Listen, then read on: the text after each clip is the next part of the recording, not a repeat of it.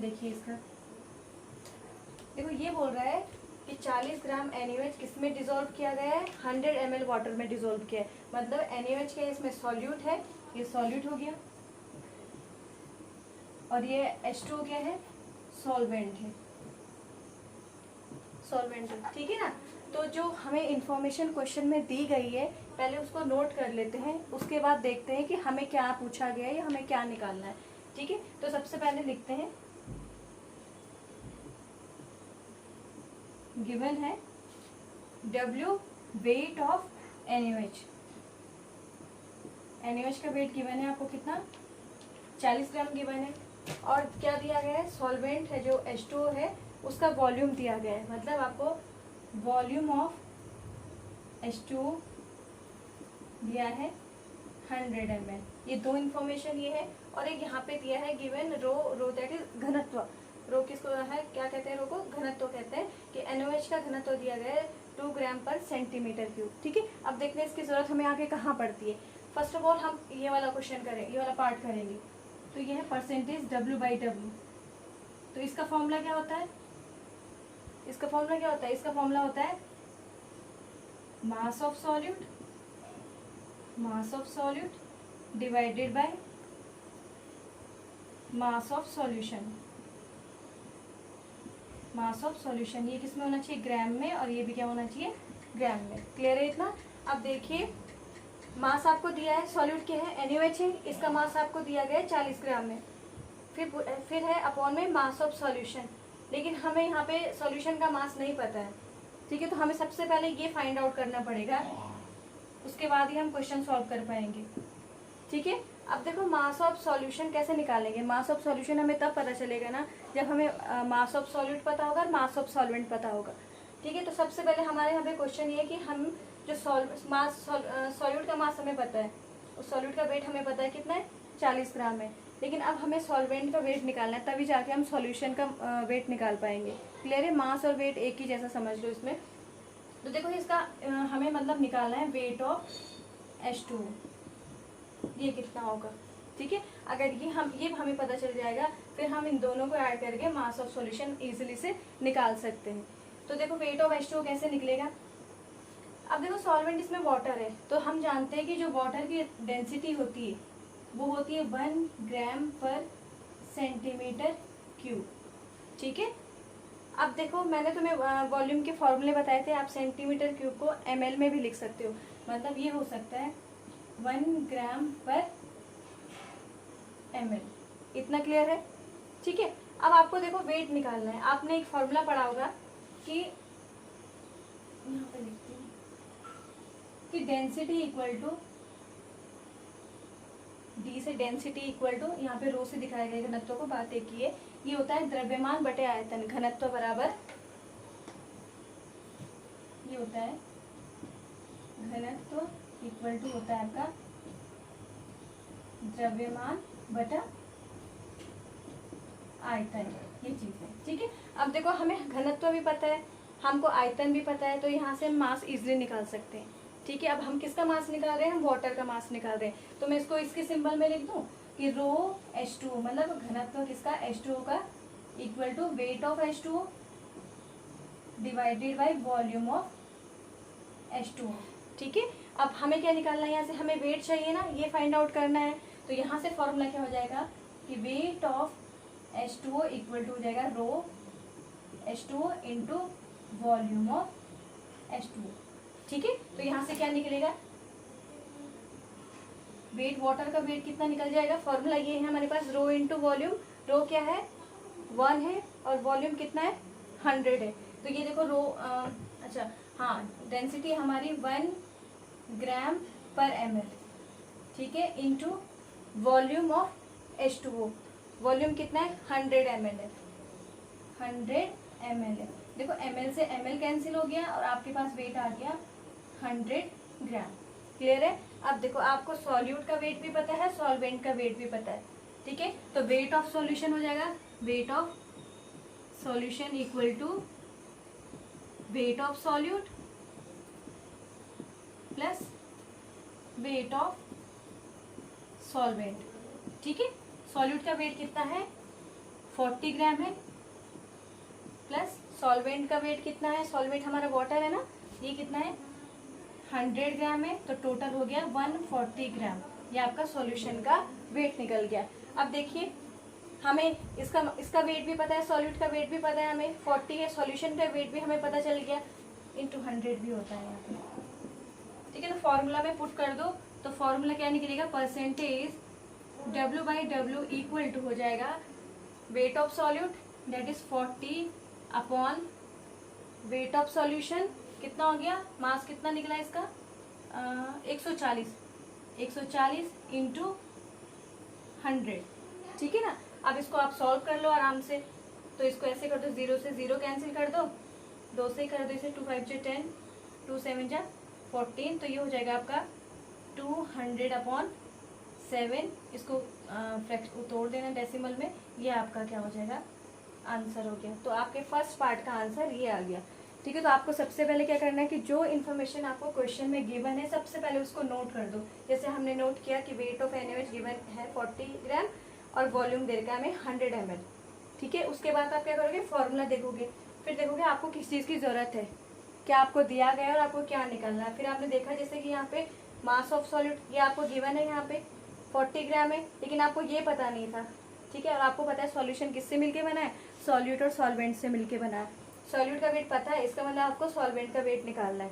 ठीक है, तो कर लोगे ना इसको। ठीक है ना, नेक्स्ट पार्ट करते हैं। हाँ, इसे रहने देते हैं।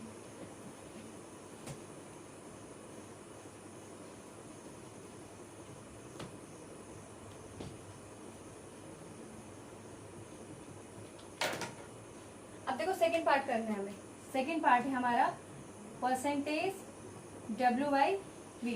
ठीक है, तो क्या हो जाएगा, परसेंटेज W/V, W से क्या है, वेट है, wait of solute divided by volume of solution.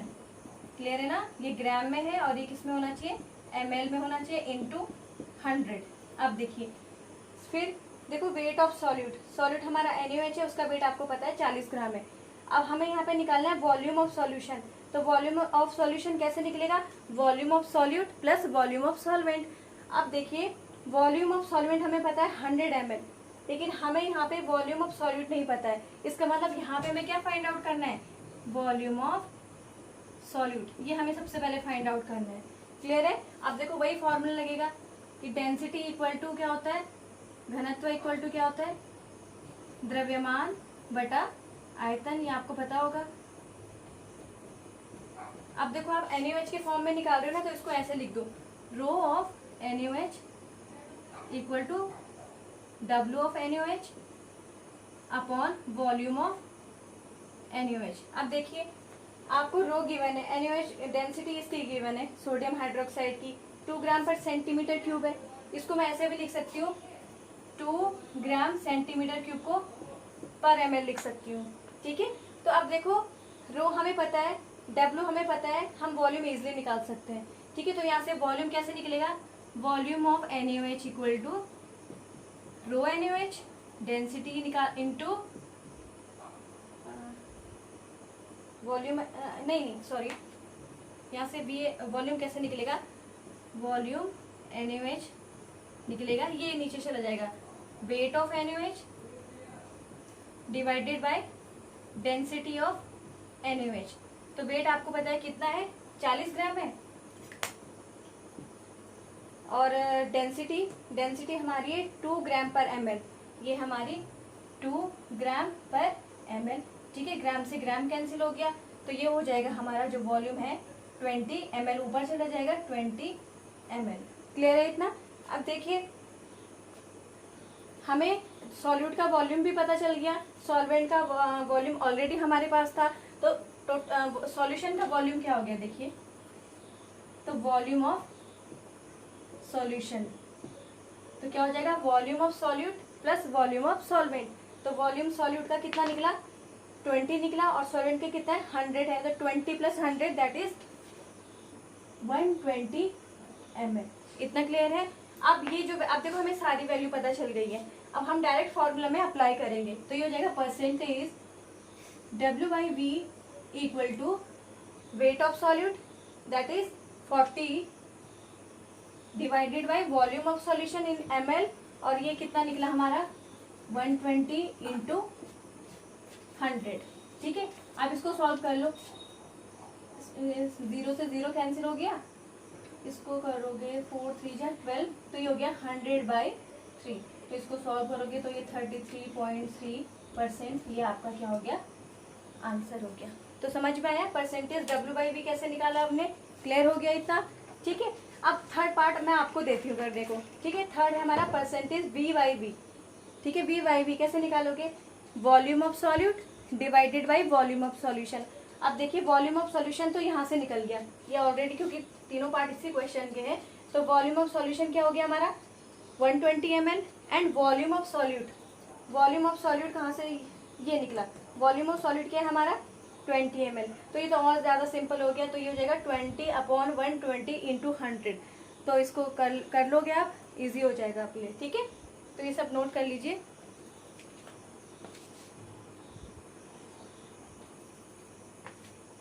देखिए नेक्स्ट क्वेश्चन है हमारे पास। पहला क्वेश्चन हमने परसेंटेज से रिलेटेड किया, नेक्स्ट क्वेश्चन हम मोलैरिटी से रिलेटेड करेंगे। ठीक है, देखो calculate molarity of following solution. इन्होंने हमें एक सॉल्यूशन दिया गया है और इससे पूछ रहे हैं कि आप मोलैरिटी फाइंड आउट करो। ठीक है, तो देखो ये दिया है हमें 30 gram of this one CONA3 volt 6H2O in 4.3 litre solution. ठीक है, अब देखो इसको सॉल्व करना है, तो कैसे करेंगे इसका सॉल्यूशन। देखिए आपको मोलैरिटी का फॉर्मूला पता होगा, molarity that is M equal to क्या होता है, number of moles of solute, मतलब N ऑफ किसके, सॉल्यूट के, divided by volume of solution in litre. ये फॉर्मूला पता है ना आपको। और N कैसे निकालते हैं, अगर हमें नंबर ऑफ मोल्स निकाल लें तो ये क्या हो गया, N इक्वल टू होता है W weight of the solute divided by molar mass of solute. ये फॉर्मूला आपने पढ़ा है। ठीक है, अब देखिए आपको इन्फॉर्मेशन क्या दे रखी है, आपको दे रखा है 30 ग्राम ऑफ दिस सैंपल, 30 ग्राम इस सैंपल का दे रखा है इन 4.3 लीटर सॉल्यूशन। तो आपको ये तो क्लियर हो रहा है कि यहाँ से सॉल्यूशन का जो वॉल्यूम है पता चल रहा है ना, लीटर में है, जो सॉल्यूशन का वॉल्यूम है वो गिवन है आपको 4.3 लीटर। तो आपका जो ये है ये पार्ट तो क्लियर है, इसमें कोई दिक्कत नहीं है। ठीक है, अब आपको नंबर ऑफ मोल्स निकालने हैं, तो नंबर ऑफ मोल्स आपको पता है कैसे निकालते हैं, weight of solute divided by molar mass of solute. Weight भी आपको गिवन है कितना 30 ग्राम, इसका वेट कितना दे रखा है ना, ग्राम में इसकी यूनिट मतलब 30 ग्राम इसका वेट दे रखा है। तो यहाँ पे आपको क्या करना है, आपको तो इसमें अच्छा मैं n की वैल्यू, जो ये n की वैल्यू इसमें पुट कर देती हूँ। ठीक है, फिर देखती हूँ फॉर्मूला क्या बन रहा है। तो मैं अगर n की वैल्यू इसमें पुट करूँ तो ये हो जाएगा n मैंने रखा है यहाँ पे W अपॉन मोलर मास, फिर ये वॉल्यूम, ये किस में है, लीटर में है। तो अगर आप इसको सॉल्व करोगे, हाँ इसको इतना ही रहने दो, पहले यही पार्ट सॉल्व कर लेंगे। ठीक है ना, इतना समझ में आ गया। अब देखो यहाँ पे हमें करना क्या है, हमें W पता है, वॉल्यूम हमें मालूम है, हमें सबसे पहले फाइंड आउट करना है मोलर मास। ठीक है, मोलर मास का कैसे निकालेंगे। अब यहाँ पे देखिए मोलर मास निकालना बहुत ईजी है, क्योंकि आपको यहाँ पे क्वेश्चन में इसके जो एटॉमिक मास है वो गिवन है। ठीक है, आपको थोड़ी बहुत कैलकुलेशन मेथड आना चाहिए इसका, मोलर मास कैसे निकालते हैं। तो चलो हम सबसे पहले क्या निकालते हैं, मोलर मास निकालते हैं। तो देखिए मोलर मास कैसे निकालेंगे, यहाँ पे निकालते हैं। अब देखिए molar mass of this sample. ठीक है, तो मोलर मास कैसे निकालेंगे, देखो सैंपल है हमारे पास CONO3 होल ट्वाइस 6H2O। अब कैसे निकालेंगे, देखिए कोबाल्ट का एटॉमिक मास गिवन है कितना है 59।